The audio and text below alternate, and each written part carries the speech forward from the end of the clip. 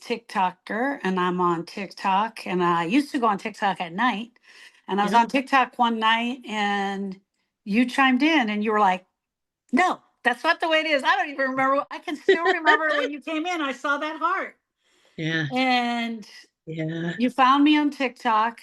I did. And you said, my partner died, but you Mhm. weren't saying his name. I didn't know Oh, his yeah. name for a while. No, I And you didn't would say I couldn't. continually come to my lives and you couldn't say his name. No, because that, I think in retrospect, that makes it real. Yeah. Start saying their name out loud, there, and it gives validity to what Yeah. you're experiencing. And yeah, so I couldn't say Kale's name for probably 6 months, 6 to 8 Yeah. months, Yeah. even to myself. Yeah. I couldn't, in the moments when I would be crying and just sobbing, and like you say, the snot and the you can't breathe, Yeah. and his name would not come out of my mouth, and I couldn't say died. Yeah. He's gone. He's passed. He's whatever, not here. Yeah. Yeah. Because all those things help you frame it as a bit temporary Yeah. and not tangibly real. Yeah. Even the ceremonies don't necessarily make it real because we see Yeah. media plays a part of that too. Yeah. And I think I came to you at about month 3, I think. It seems like I came kind of early. Yeah. Found you on TikTok. I was scrolling at night doing the thing we do so our brain doesn't have to, we don't have to engage in real people. And you were talking about the horrible things people We'll say. say, yeah. And because that's the part that caught me. And I'm like, what? Yes. And I just dove right in because I'm like, oh, let me tell you what somebody just said to me. And, you know, don't you have somebody that can replace him at 3 months? I'm like, what? Yeah. Yeah. But I think what it gave me was I wasn't isolated. I wasn't alone. Even though it was not direct communication, I could see and hear Right. and take in, at least at that point, that there's something that's going to make this better. Yeah. It's going to Yeah. change it for me. It's going to do something. Now it's not going to, I had no concept about what the other side would look like coming out, after getting out of the tween and coming out on the other side. Yeah.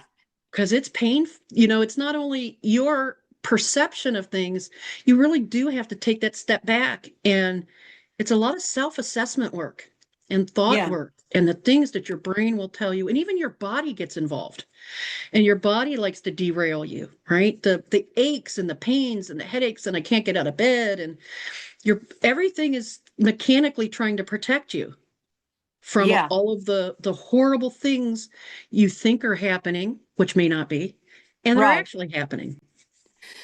Something though about you, Suzanne, I don't know. I've just always known it since the beginning. Like you were getting it. Like I was saying this and you were getting it and you were understanding it. Why? Why do you think? The other And thing I saw you do is I'd say something and you would go study it and research it. And then you yeah, would come back and say, wait a minute, I studied this and blah, blah, blah. And I yeah, loved that about you. I yeah, loved it. that's part of. And if I say fun and grief, people are going to think I'm like really, really off my Oh, nut. I'm going to tell that part But, about you. Don't you worry. I'm going to tell that but part there, about you. to me, I'm very learning driven, very, very intellectual. I love to learn and do things. And part of my processing is that learning and understanding, not only about self, but about a topic. And what resonated with me was first, I had the experience you were just talking about. I had it. So that Yeah. immediately gave me a connection and gave me validity that I'm not the only one. Yeah. It's not just me having these thoughts, these feelings, these encounters with people. And I had survived everything else to that Yeah. point. Now, in the moment, if somebody said you'll survive this, I'd have told you you're full of shit Yeah. because I didn't want to survive it. I Yeah. did not want to be here. I wanted to die. I thought about it. I pseudo sat down and was like, this is how this could go. Um, because the pain was so enormous. I just Yeah. didn't know what to do with myself. Yeah. And for me, I have dogs. And Yeah. so my concern and care for them overrode my negativity towards self and having to move. Doesn't mean move forward, might have been moving up, might have been moving down, sideways, but any kind of movement beyond that minute, right? Sitting in the space of the event, the moment after. And I think being able to bounce a little bit between intellectual and emotional gave me a different type of stability because I could go to the intellectual, I could read, I could understand, and then it would make a connection to my emotional. You would do that. You would in the teachings, right? And to be like, oh my gosh, that makes sense.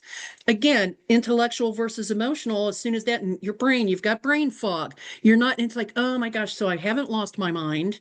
I'm not having a breakdown. These are normal things. Yeah. But until you hear somebody tell you, and maybe hear multiple people tell you, Yeah. in the context of a grieving space, you don't know. It's all the things you didn't know that you wish you did before.